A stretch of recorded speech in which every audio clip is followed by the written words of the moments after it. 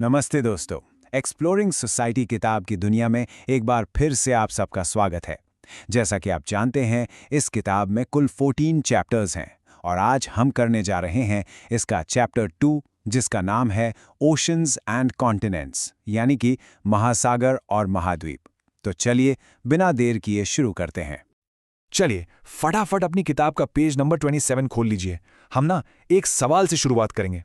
क्या आप बता सकते हैं कि हमारी पृथ्वी, हमारा प्लैनेट, इसका ज्यादातर हिस्सा किस चीज से ढका हुआ है? क्या वो जमीन है या पानी? जरा सोचिए तो।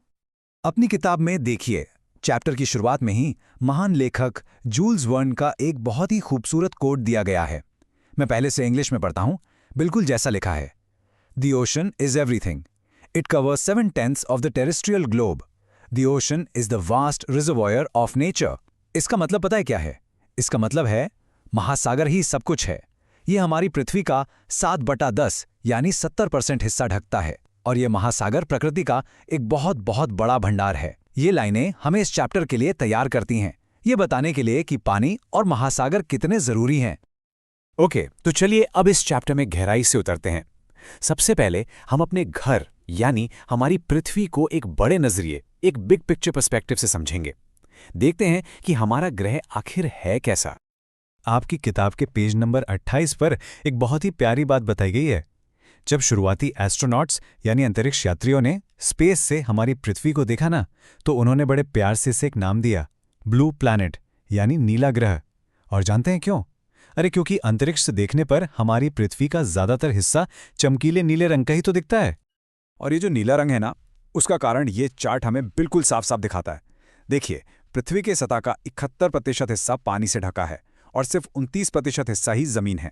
मतलब आप सोचिए, हमारे ग्रह का लगभग 3/4 हिस्सा पानी ही पानी है और बस यही वजह है कि इसे ब्लू प्लैनेट कहा जाता है। अच्छा, पेज 28 पर ही एक डेफिनेशन दी गई है ओशन की। मैं पढ़ता हूं, the largest water bodies we see on the globe. यानी ग्लोब पर हमें जो पानी के सबसे विशाल, सबसे बड़े हिस्से दिखाई देते हैं ना, उन्हें ही हम महासागर यानी ओशंस कहते हैं। सिंपल। और कॉन्टिनेंट की डेफिनेशन क्या है? वो भी वहीं दी है, a large continuous expense of land. इसका मतलब है जमीन का एक बहुत बड़ा लगातार फैला हुआ हिस्सा। इसे हम कहते हैं महाद्वीप या कॉन्टिनेंट। तो पॉइंट क्या है? पॉइंट यह है कि हमारी पृथ्वी इन्हीं दो मुख्य चीजों से मिलकर बनी है, विशाल महासागर और बड़े बड़े महाद्वीप। तो अब सवाल ये उठता है कि ये जो जमीन और पानी है, ये हमारी पृथ्वी पर फैले कैसे हुए हैं? क्या इनका डिस्ट्रीब्यूशन, मतलब इनका बंटवारा हर जगह एक जैसा है, बराबर है? चलिए इसी का पता लगाते हैं। अपनी किताब में पेज नंबर 29 पर फिगर 2.2 देखिए, जो आपको इस स्लाइड पर भी दिख रहा होगा। बाईं तरफ है नॉर्दर्न हेमिस्फेयर यानी उत्तरी गोलार्ध और दाईं तरफ है सदर्न हेमिस्फेयर यानी दक्षिणी गोलार्ध। जरा ध्यान से देखिए, क्या आपको इन दोनों में कोई बड़ा फर्क नजर आ रहा है? अगर आप ध्यान से देखा होगा तो नॉर्दर्न हेमिस्फेयर में जमीन का हिस्सा पानी से कहीं ज्यादा है और इसीलिए इसे एक और नाम से भी जानते हैं, लैंड हेमिस्फेयर। वहीं दूसरी तरफ सदर्न हेमिस्फेयर में पानी ही पानी है, पानी का दबदबा है, इसलिए इसे कहते हैं वाटर हेमिस्फेयर। तो ये बात तो बिल्कुल साफ है कि जमीन और पानी का बंटवारा पूरी पृथ्वी पर एक जैसा नहीं है। ऑलराइट, तो अब जब हमने ये बंटवारा समझ लिया है, तो चलिए एक डुबकी लगाते हैं महासागरों की दुनिया में। जानते हैं कि दुनिया में कितने महासागर हैं, उनके नाम क्या हैं और उनमें कैसी कैसी अनोखी दुनिया बसती है। जैसा कि आप पेज 31 पर देख सकते हैं, दुनिया में 5 महासागर हैं। कौन कौन से? पैसिफिक ओशन जो सबसे बड़ा है, फिर Atlantic ocean, Indian ocean, southern ocean और आर्कटिक ओशन जो सबसे छोटा है। इसको हमेशा याद रखिएगा, सबसे बड़ा है पैसिफिक और सबसे छोटा है आर्कटिक। और हाँ, इन महासागरों में सिर्फ पानी नहीं है, बल्कि जीवन का एक अद्भुत संसार भी है।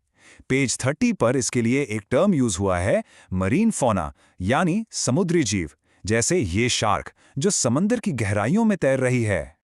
और भी बहुत कुछ है। ये देखिए, एक माँ और बच्चे वाली स्पर्म व्हेल, और ये हैं डॉल्फिन्स जो लहरों पर कैसे खेल रही हैं। समुद्र के अंदर मैमल्स यानी स्तनधारी जीवों की भी एक पूरी की पूरी अनोखी दुनिया है। अच्छा, एक मिनट, यहां तक सब समझ आ रहा है ना? देखिए, ज्योग्राफी सिर्फ फैक्ट्स रटने का सब्जेक्ट नहीं है, ये असल में हमारी पृथ्वी की कहानी है।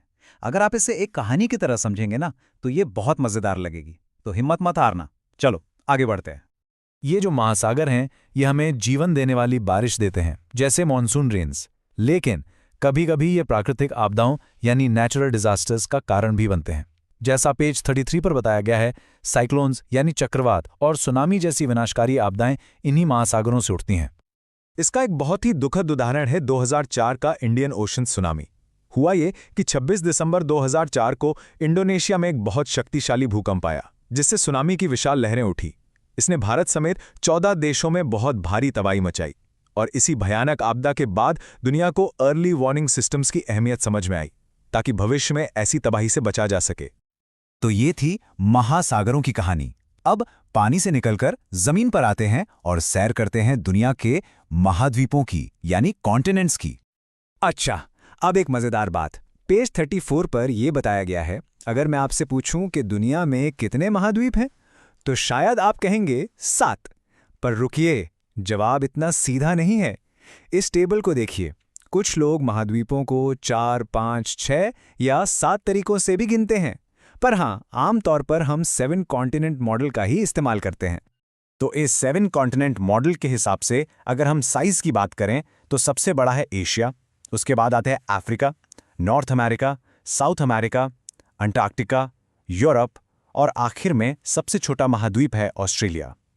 ये क्रम आप पेज 36 पर बने डायग्राम से भी कंफर्म कर सकते हैं। अब महाद्वीप से मिलती जुलती एक और चीज है आइलैंड। पेज 37 पर इसकी डेफिनेशन दी है, मैं पढ़ता हूं। Island, a land mass but not a continent surrounded by the sea और ओशन। यानी जमीन का वो हिस्सा जो चारों तरफ से पानी से घिरा हो, लेकिन इतना बड़ा ना हो कि उसे महाद्वीप कह सके, उसे आइलैंड या द्वीप कहते हैं। और क्या आप जानते हैं, दुनिया का सबसे बड़ा आइलैंड है ग्रीनलैंड। तो अब हम इस चैप्टर के बिल्कुल आखिर में आ गए हैं और यहाँ हम समझेंगे कि कैसे ये महासागर और महाद्वीप हम सबके जीवन से एक बहुत ही अनोखे और मजबूत रिश्ते में जुड़े हुए हैं। इस बात को समझना बहुत बहुत जरूरी है। जैसा पेज 38 पे लिखा है, The oceans are the planet's lungs, producing more than half of the world's oxygen. इसका मतलब है महासागर हमारे ग्रह के फेफड़े हैं। दुनिया की आधी से भी ज्यादा ऑक्सीजन इन्हीं से बनती है। जरा सोचिए, इनके बिना पृथ्वी एक रेगिस्तान होती और हमारे पास सांस लेने के लिए ऑक्सीजन भी नहीं होती। तो आज हमने ये सीखा कि महासागर हमें जीवन देते हैं। अब आपके लिए एक सवाल छोड़ के जा रहा हूं। हम अपनी रोज की जिंदगी में ऐसा क्या कर सकते हैं जिससे हम अपने इन कीमती महासागरों को आने वाले कल के लिए, भविष्य के लिए सुरक्षित रख सकें? इस पर जरूर सोचिएगा। मिलते हैं बच्चों अगले चैप्टर में। तब तक के लिए पढ़ते रहिए, बढ़ते रहिए।